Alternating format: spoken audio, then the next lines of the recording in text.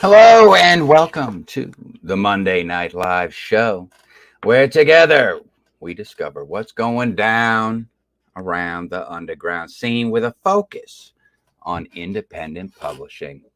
The date is December 18th, 2023, and this show is brought to you by yours truly, the man, broadcasting from behind the curtain. You know who I am. Because if you don't know by now, you can visit www.livefreeliverich.com or simply Google this name and you can find out. All right. You know what the deal is. I'd like to take this time, slide right inside my first segment of the night, where I like to shine a spotlight on some books. That's right. That are currently available or coming soon to an online store near you. Yes, it's true. First up tonight, we have this comes from Anne Stilinski from Celestial Echo Press. There's another book from her small press company or indie publisher. Yeah, all these books in this first segment are all books that are suggested to me directly from the publishers themselves, whether they be a representative of an indie label, a small press company, or a self-published author. And this first one is entitled The Trenchcoat Chronicles, and it's edited by Anne Stilinski and Ruth Littner. And this is an anthology from Celestial Echo Press.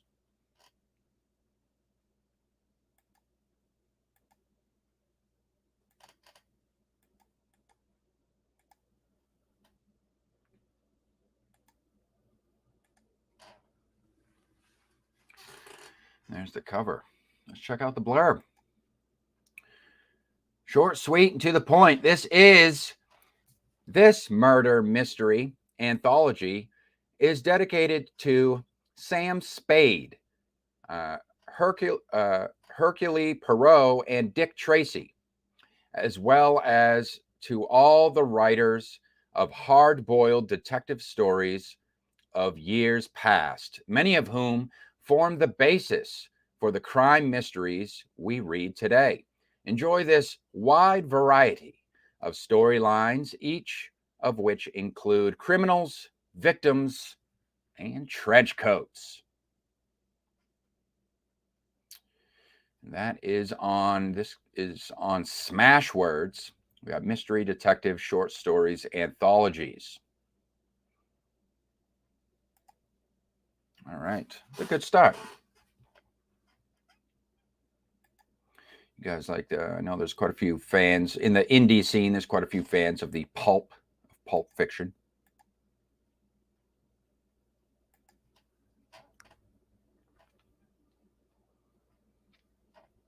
Hey, Sean, I see you down there.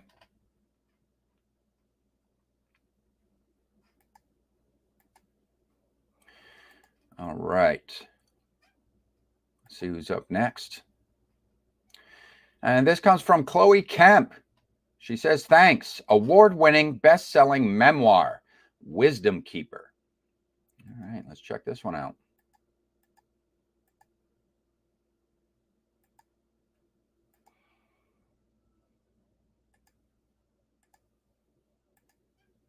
The Wisdom Keeper by Chloe Kemp. And this is actually, I did see this before the show. This is actually nonfiction.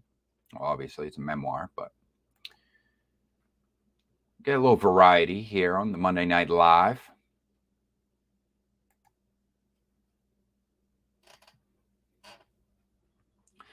Yeah, I say that. I say obviously as if all memoirs are nonfiction. Let's just say memoir is like one of those things where it's like, especially if it's like a celebrity memoir or something like that, you know, it's nonfiction. Wink, wink. You know, yeah. All these events are are recalled to complete accuracy, not embellished at all.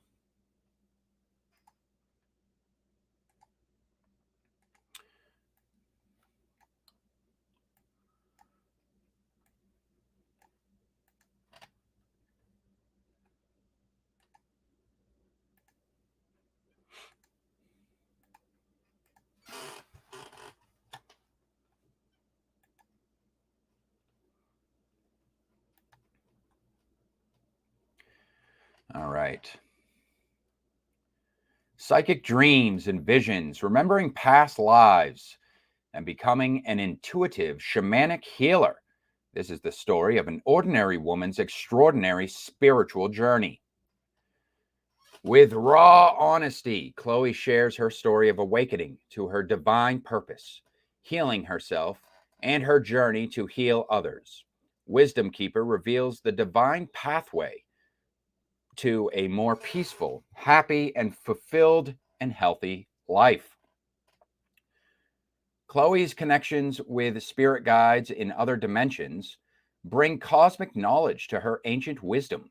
Her extraordinary journey is filled with visions, lucid and prophetic dreams, parallel universes, collective dreaming, and knowledge of past lives. She healed herself from deeply embedded trauma, an incurable illness, and serious medical conditions. That is quite a claim. Chloe shares significant mystical experiences she had in Athens, Greece, Crete, Paris, France, Ecuador, Mexico, and North Carolina, including an invitation to become a spiritual grandmother. She has performed intuitive shamanic healings and mediumship sessions in Ecuador, Mexico, and US. Oh. Those of you into that new age stuff, this might be right up your alley.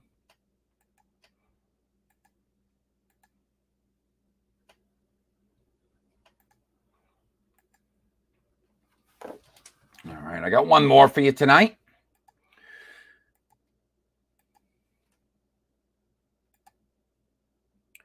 And this one comes from Miranda Detweiler.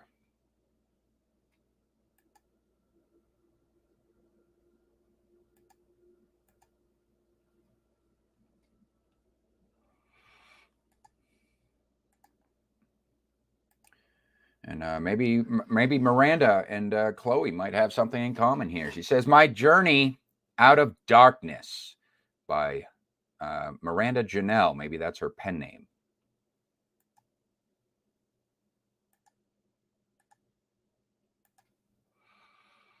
Perhaps another memoir.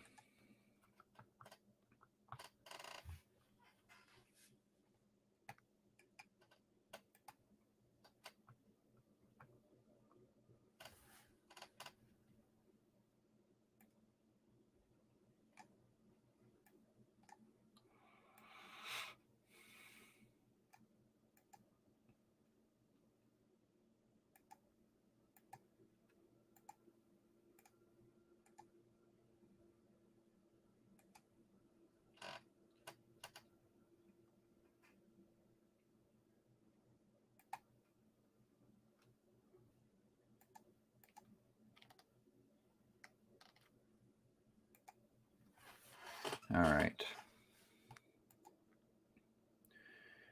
Miranda's journey is a shocking tale of physical, mental, and emotional abuse. Raised in strict religious family, taught to look perfect on the outside with abuse behind closed doors. It was a prison as a child, with no idea of how to escape. Follow her journey of abuse, a secret teen pregnancy, a horrific home birth, the trials of single motherhood as she slowly started living life to the fullest. Looks like we got 316 pages of memoirs, biographies of religious leaders, and perhaps a little tea time, family drama, dirty laundry, if you will. Yes. You got to love the indie scene. All right. Those are the books for this week, ladies and gentlemen. Those are the books. And you know what the deal is. You can head on over to the community tab. You can cast your vote for which one out of those three books you thought had the most text appeal. In other words, which one out of those three aforementioned titles would you be most likely to pick?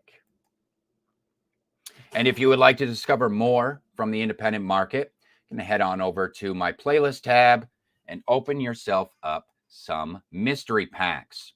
Inside each mystery pack, there's a cover card that will reveal a book from the independent market that was recognized by the Live Free, Live Rich Network. And inside the description section of each video, you will discover a link to an editorial written specifically on that book by yours truly.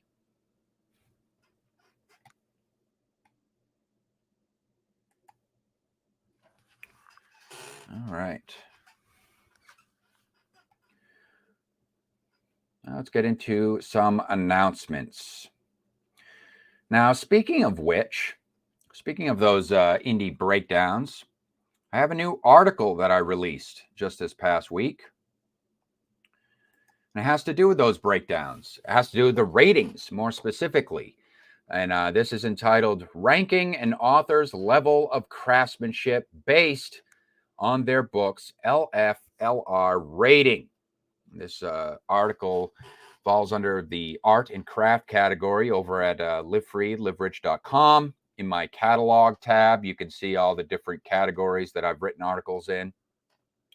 And this has been, some time coming. I've been writing editorials and reviewing books for a few years now.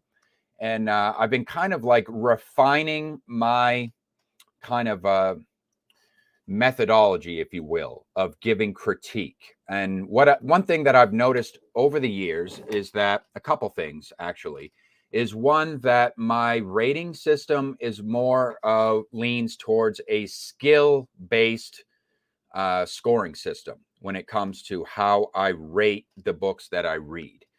So for me, what's important to me, well, you'll hear some people say, some people you may hear say, the most important thing, the worst thing that a book can be is boring. But I actually am pushed back on that based on my own personal experiences with reading. And I think the worst thing that a book can be is incomprehensible. Okay. Now, this is not to be confused with illegible or illiterate. It's not that, you can read a story and it may be evident that the author knows how to, read and write and spell, and they can form complete sentences. But in terms of story and writing narrative, from the front cover to the other, everything that kind of falls in between there just doesn't add up to a whole hell of a lot in totality. I've definitely had that experience where it's like, okay, the story that you're reading in the beginning is very different from the story you're reading in the end. Or sometimes it's like they'll lose focus in the middle somewhere. And it's like, you can just tell that the author is just like, they themselves don't really know where the story is going. And that's a skill. And I think that that's a skill-based issue. Having a lack of knowledge in storycraft and storytelling in general. Now, that's basically what I've kind of been focusing on developing my own method of critique around, is kind of like educating myself not only on storycraft and using and reading other people's books as to like kind of gain insight and examples as to, I hate saying like the right and wrong way of going about things, because it's not so much a right or wrong way of going about it, but just like a level of competency. You know what I mean? Like there's definitely a level of competency that can be objectively observed when you're reading stories. And hence I came up with these ranking tiers. So now I've broken up based on the scores that these stories are rated. They kind of fall into one of three different tiers of craftsmanship, I'm calling it, not quality, but craftsmanship, because some people rate quality differently. They think that quality may be more of a subjective experience. And who am I to argue that? If you want to rate books based on your own subjective experience, then, whatever floats your boat. But me personally, the only issue I have with that is, like, if you are like bored, like the example I give in the article, if you are bored with a story, does that constitute giving the book a low rating just because you were personally bored with it? And I don't think so. It just may not be your taste. The book or the story or the narrative just may not fall into your taste. This is kind of a simple example, but like a child is probably going to be bored with a drama of sorts because they're not going to be able to follow the storylines and threads and understand what's going on in the narrative, whereas they kind of just want flashy, wacky things happening on screen, hence why children tend to gravitate towards cartoons. That's the best example I could give on that. So I'll leave a link to that in the show notes. You guys can check that one out. And I will, of course, be linking that article from here on out every time I write an editorial, just in case anyone just happens to stumble across my work for the first time.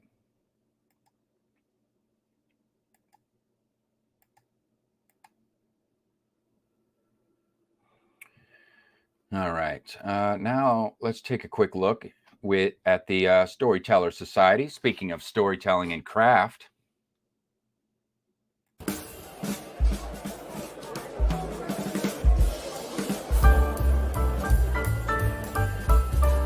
Storytellers Society, still accepting open submissions. This is a public collaborative project, basically an outreach program, really, for my peers in the writing community. What I'm looking for is flash fiction for this project. Flash fiction for this project is fiction that is between 500 all the way up to 2,000 words. This can be fiction that you actually have published somewhere else, so long as you own the copyright and you have the right to give me permission to republish it on my blog, where it will be free for public viewing from now and indefinitely. Just because you submit something doesn't mean that your work will automatically be published. It does need to be approved, but if approved, then you'll effectively book yourself a room at what I've dubbed the Hotel Del SS, where all the members of the Storytellers Society stay.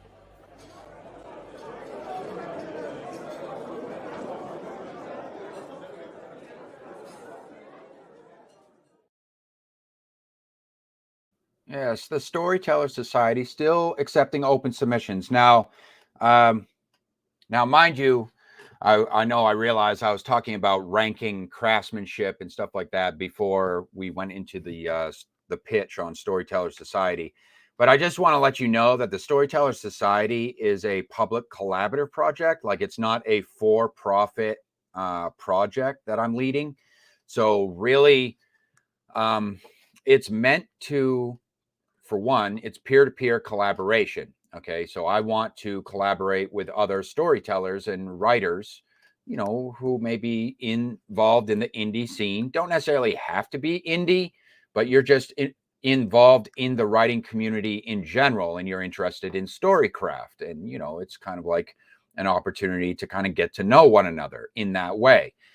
So it's a nonprofit project, but it's also like, just to give you a heads up, like, I'm not looking for, just in case some of you are maybe a little bit leery about submitting something, I'm not looking for Shakespearean level, storytelling or something like that with this project. Like, I hope that the idea is that really the point of this project is to make connections with my peers. Like, that is the main purpose.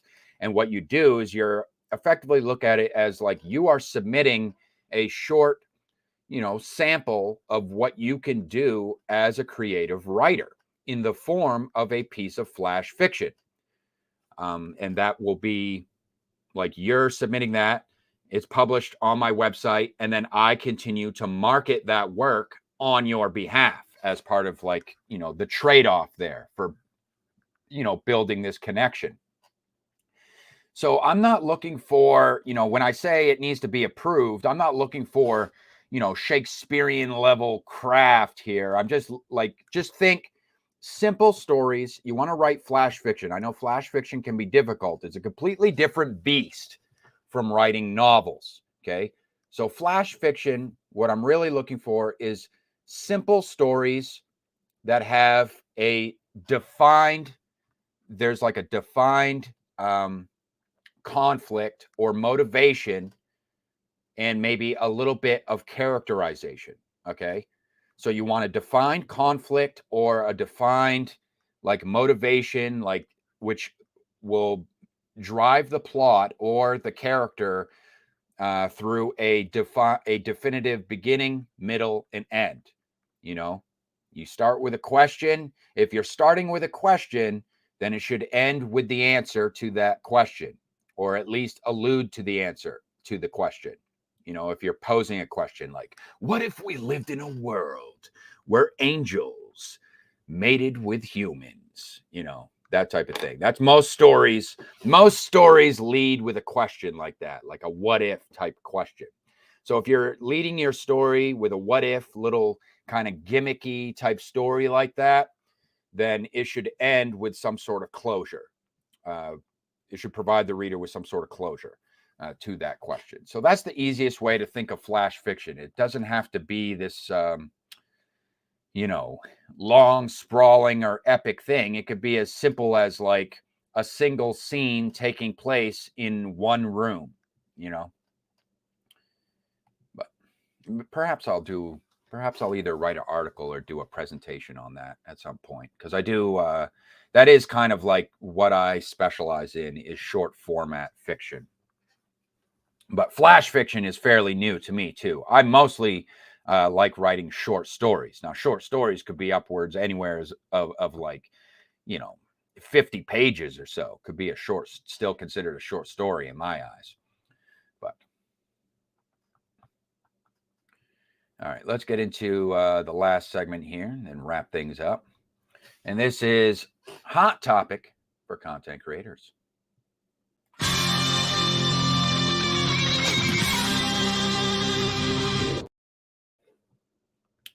Hot Topic for Content Creators. This is where I pitch a hot topic to you, and then you turn around and create your own content on said topic, or else you're always welcome to jump into the conversation by dropping your comments down below and or checking out any of my previously pitched hot topic videos. And tonight, instead of a topic, I think what I'm going to do for you folks is I'm going to do a hot topic roundup. That's right. We're going to do a hot topic roundup tonight.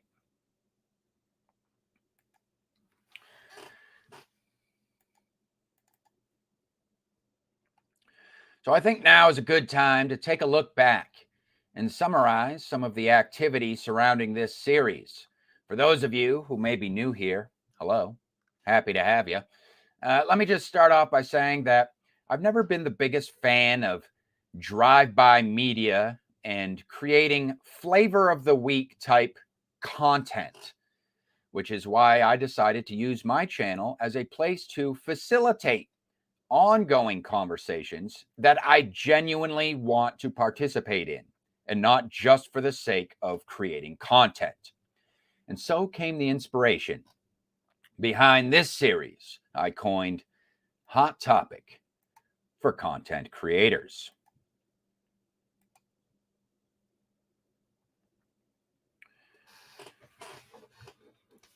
So Hot Topic for Content Creators. What we have here is, so far, currently, there are 6 distinct topics that I'm kind of facilitating conversations for on this channel. And this is a non-linear series, which means that you can watch these videos in any order. Okay. Let me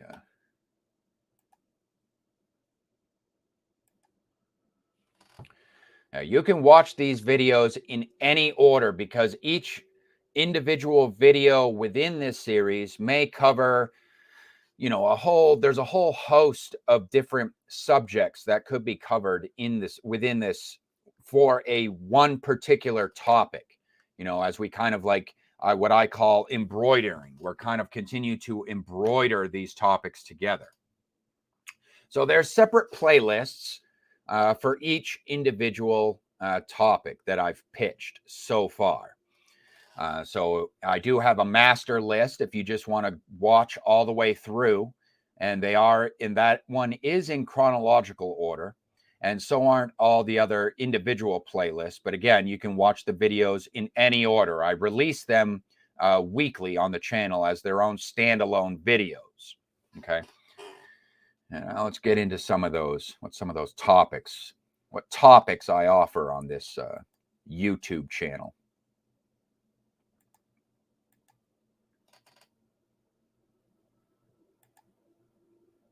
So this first one I've been covering all the way back since August 8th of 2022, and that is the discussion surrounding art and artificial intelligence. Yes, it's quite a bit I've covered. There's over 20 videos now just on this one subject alone, and each video could range anywhere from as short as like 5 minutes all the way up to like, you know, around 20 minutes or so.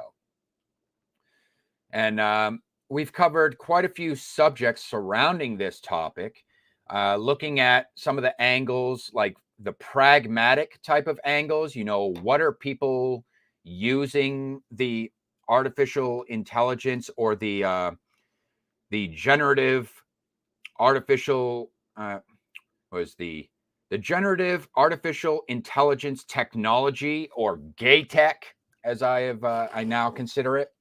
What they're kind of using it for, and how, and the effect that it's having on the art scene itself. So, and is it a supplemental thing? Is it replacing the creative process? What defines a creative process? Is it just a tool that people are using to enhance, you know, their own artwork? Or is it stealing from the work of artists? You know, these are all things that we've already covered on this channel to some degree or another. And we looked at some of the more ethical angles on it, you know, looked into copyright. Is this has to do with the more commercializing of, you know, products that are derived from artificial intelligence? And I call it products because I don't really consider it art, because we also dived into the metaphysical aspects of it too. Like, what is art? Is artificial intelligence even capable of creating art? Like, what is art? What makes something a piece of art?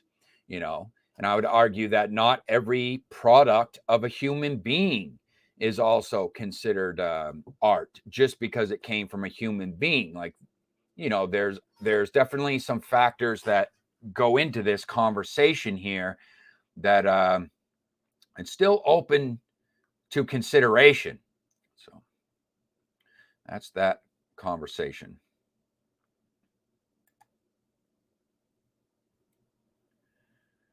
All right. Next up, we have on September 19th, 2022, I pitched, is TradPub obsolete? Is traditional publishing obsolete? With the rise of, you know, the indie scene has always been around for the most part. It's arguable that TradPub is really just a branching off of what has already existed in the indie scene. Like, in other words, without the indie scene, there would have never been a traditional scene. The traditional scene is kind of just something that has taken shape over time, largely due to corporatism and, you know, companies just scaling up and then creating their own means and channels and ways of doing things. And then they kind of come up with their own ways of going about like publishing an author. But the question is posed, is TradPub obsolete thanks to the rise of technology, really, which could be a branch off of that, where it's like the average individual has access to more resources than ever before in human history, allegedly. But anyways, so we've covered some subjects surrounding that. Also, like how that's kind of affected having access to those resources and stuff, how that's kind of affected not only the markets themselves, you know, the rise of like the indie markets and stuff like that, thanks to individuals having access to resources, but the effect that that's kind of also had on the mainstream industry to kind of continue to compete with that market saturation, if you will. And we've looked at things like the writers' strikes.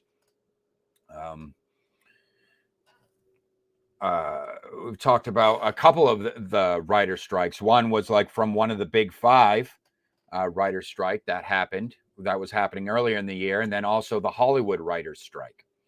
And then we've also kind of looked at the modus operandi and broke it down. Like is TradPub really going anywhere, or are they really just going to be altering their modus operandi?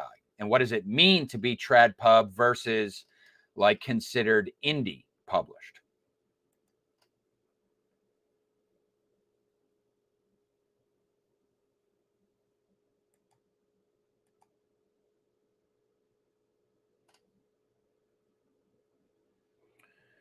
All right.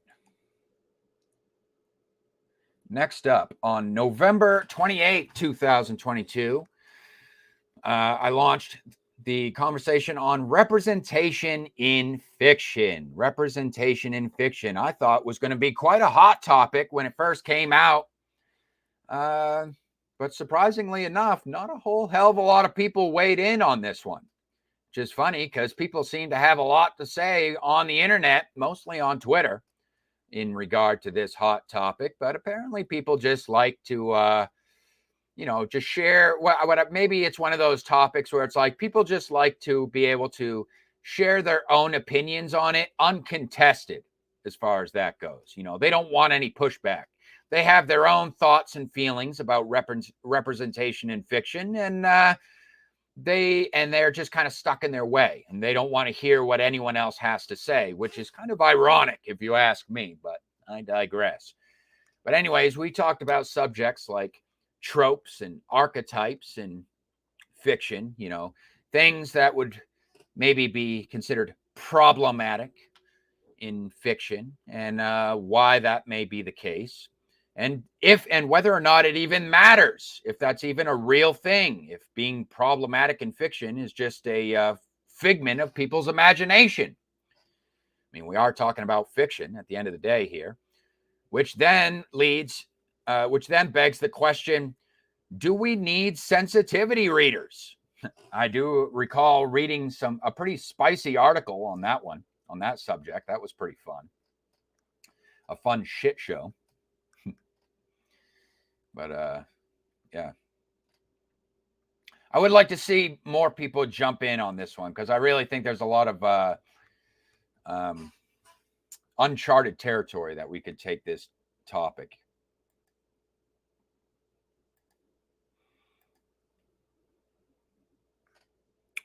Hey, Rachel. Welcome. All right. Moving right along here. On December 19th, 2022, I pitched Indie Author Folly. Yes, Indie Author Folly. This is where we talk about we use this as an open forum, an opportunity. I pitched this as an opportunity for you guys and myself as well to call out the business practices, marketing strategies, and public relations that we've observed within the indie scene that have made us cringe. Yes, it's a fun one. I have had some fun with this, and I've had some kind of serious conversations on this one as well, or discussions or tirades, if you will, on this one. And then some not so serious ones where I was just kind of having some fun with it. So it's not all about just business. And like I say, cringy. That's why I say it's cringy. It's not about, anything necessarily that's like illegal or anything like that. It's just that stuff that may be considered, uncouth, if you will. Stuff that makes you say, huh, And again, it's not something that I'm using as an excuse to like bludgeon people and call out names. I actually would prefer people refrain from naming names and just use this as like an opportunity for, a learning experience, if you will, because as an individualist myself, like I believe that basically everybody, granted medical issues, everybody has, the opportunity to change their behavior if they, if they are, kind of given the room to grow and the opportunity that will give them the opportunity to do so, It's like you're calling out the behavior and you say, that sounds familiar. But, you're not calling out names, because usually what happens when you call out names is, well, for one, when you're calling out names, I think it's suspicious. I mean, if it's something like egregious and illegal, I can understand that. Like, you don't want to get mixed up with people who are involved in like maybe illegal activities and you're wary about that. Like, okay, that's one thing. But if it's really just stuff that's like, it's not illegal, but it's like, it's kind of like, it's questionable, or it's like, it kind of like, it's not good etiquette, if you will. Like, it's more or less like kind of like a slap on the wrist type of situation, or it's something that you think is, it might not be illegal, but it's kind of gross socially. Like it's grotesque kind of social behavior. Then you can call it out, and then it gives that person an opportunity to, like, if they see it, then they can be like, oh, wow, I never realized that people saw it that way, and it gives them an opportunity to kind of like alter their own behavior and do so, kind of feel like they're doing so like without it being overt, because I feel like I know it's very tempting for people, especially on YouTube, to like call people out by name and be like, oh, did you hear what so-and-so is doing? But I don't like doing that. I don't like, really doing that sort of thing, because I feel like it's kind of like it's attention-seeking behavior by the person who's doing it, for one, in a way, almost like gaining clout. Even if they may not see it that way, like that's like me right now saying, yeah, that's kind of a folly. Like it's kind of I see it as kind of clout chasing behavior. And then because at the same time, it's like, can you really say that you care about whether or not that person alters their behavior? If you're putting them on the spot like that and like saying, and saying, ha, I knew you were a dirtbag. To me, I feel like that's kind of a disingenuous act to do that to people,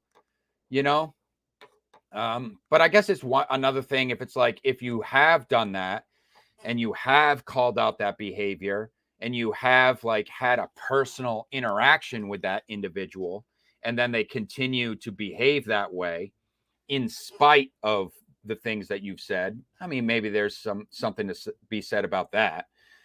But again, what I've noticed about the internet is once you start calling out names, it really just paints people in a corner, puts their back against the wall, and more often than not, they just end up doubling down on the behavior, and it really accomplishes nothing.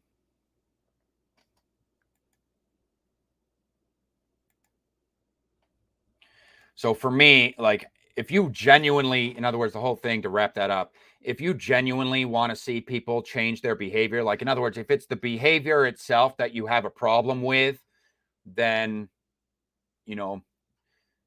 I would say give the person some grace, allow the person to have some grace and give them room to grow and develop as an individual, and maybe refrain from, calling them out and putting them in the spotlight and putting them on the spot. You know what I mean? Because now you're putting them in a position where it's like, where they're going to be like, who the fuck is this guy? You know what I mean? It's almost like that fight or flight situation.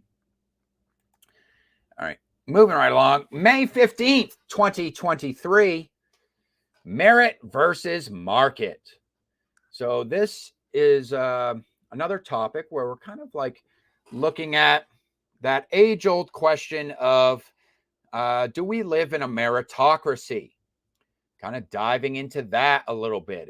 Do we actually exist in a meritocracy, or is everything just boiled down to good advertising and marketing? Okay. We've also talked about what is the underground, like in relation to the market. Like, is there really a difference between what's mainstream and what is underground? Or will there come a time where, the underground, the cream will rise to the top and kind of be seen as kind of mainstream in that way? We've also talked about the formations of groups, cliques, cults, and cabals, if you will, within the underground scene. And then, which kind of brought up the subject of authenticity. Why are people getting involved? Why are people involved in the indie scene? Is it for the merit of the work itself, or is it kind of like a buddy club, a friend group or something like that, where it's just like you just kind of forming groups to kind of give each other a pat on the back, and it's not so much about appreciating the work itself. So quite a spicy topic. That's a hot topic indeed. And be interested to have a lot more conversations on that one as well in the future.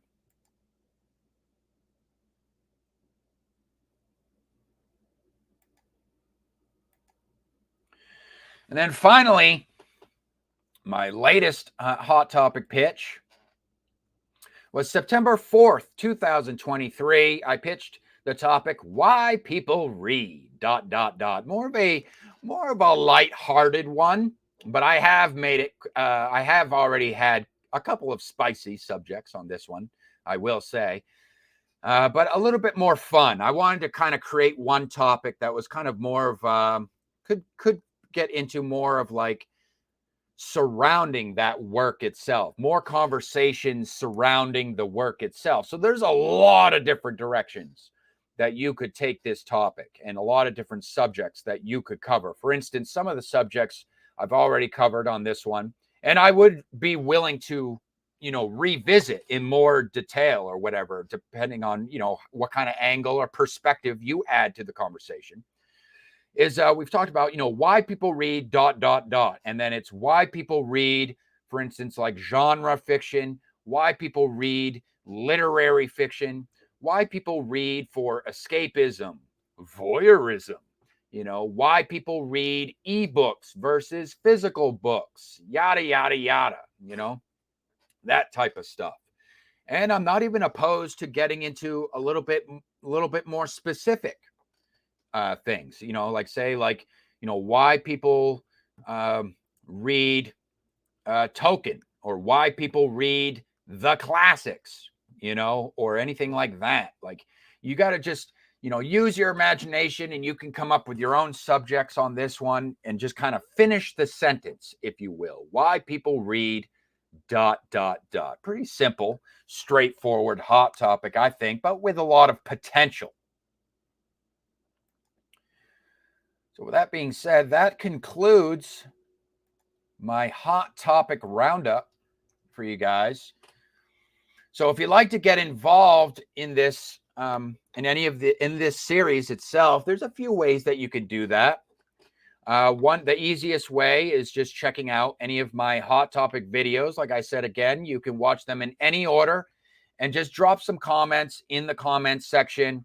And I may either address you directly in the comments section and we can kind of have a back and forth. Because like I said, this isn't stuff. These aren't videos that I'm just putting out there willy-nilly just to create content.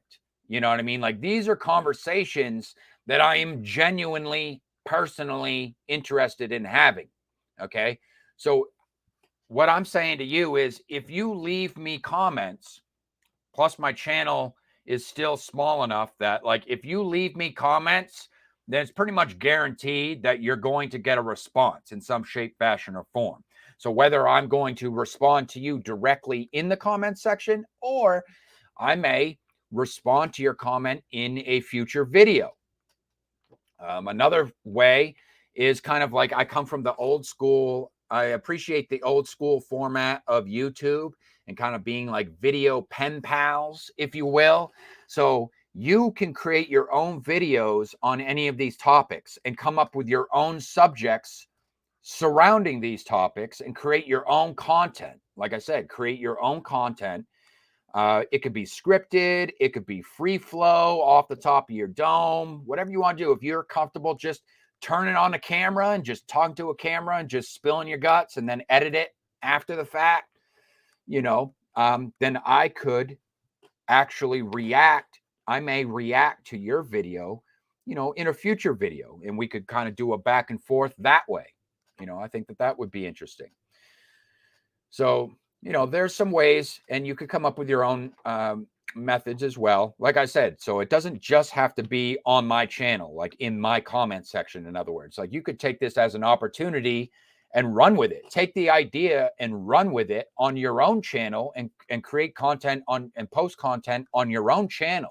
But like I said, and if you tag me, if you just so happen to tag me in your video, like say I'm not following you, I don't know of your channel, you know, then what you can do is you can tag my channel in the description section of your video, and then I'll be notified by YouTube that it exists, and then I can watch it, and then I may respond to it in a later video, or just, you know, respond to it in the comment section on your video, or both.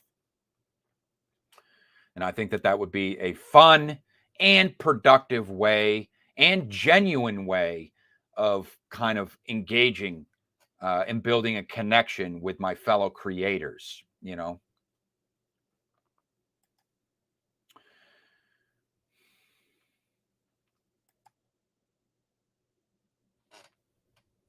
All right, I want to wrap things up now. Check out you guys' comments.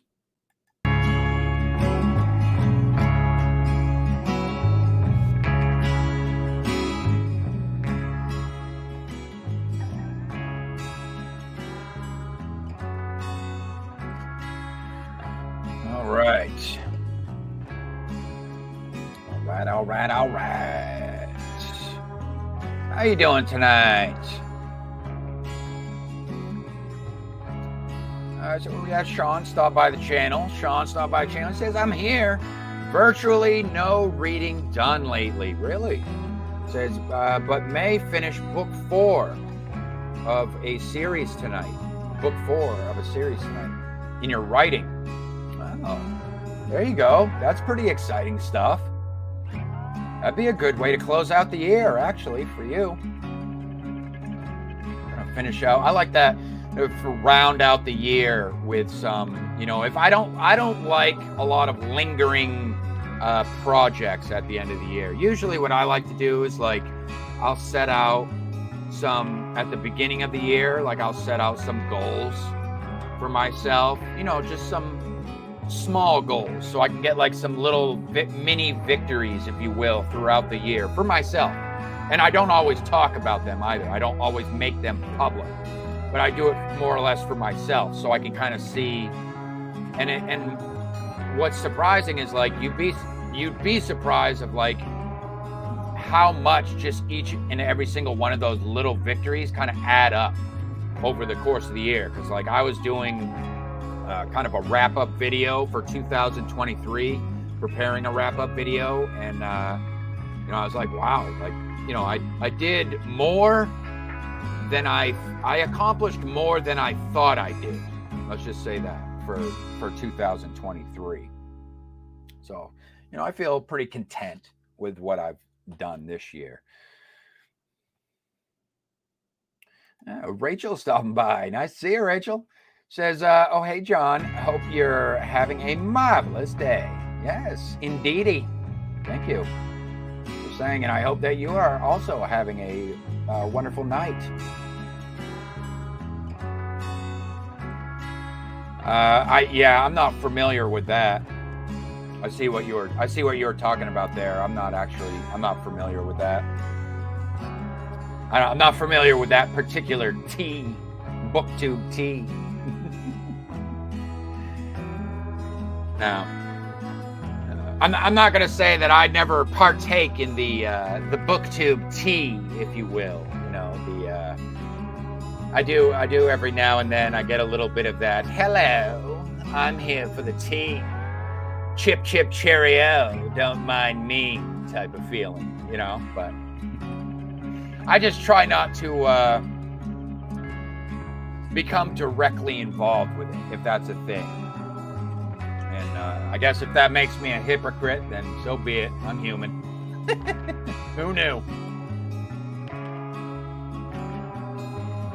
Rachel says, I think that's fair. Spotlighting tends to make people dig in their heels. Yeah, and that's exactly the point that I was trying to make with that whole thing. It's like, if you don't want to, especially what gets me is a lot of people that's like, look, I'm not trying to start any drama, but have you heard?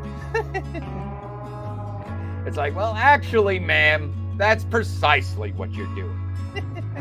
You're not fooling me. But hey, you do you, boo. If that's what you want to do. If that's what you feel like you think you need to do on your YouTube channel, then you go right ahead and you drink all the tea you want. You spill all that tea. You make a mess. As big as a mess as you'd like. But that's it for me this week, ladies and gentlemen. I hope y'all had some fun. I hope y'all discovered something new. But don't fret. Because guess what? That's right. I will indeed be back here for you next week with a very special all indie author Xmas edition of Monday Night Live.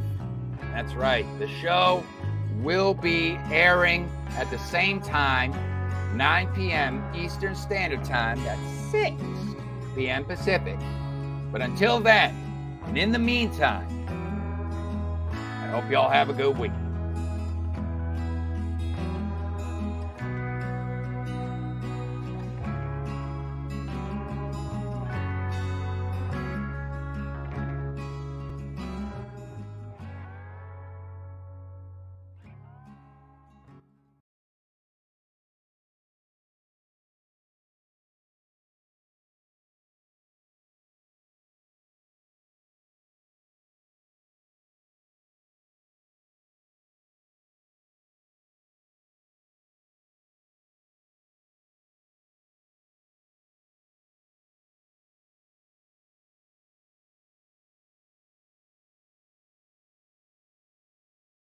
This offended my sensibilities.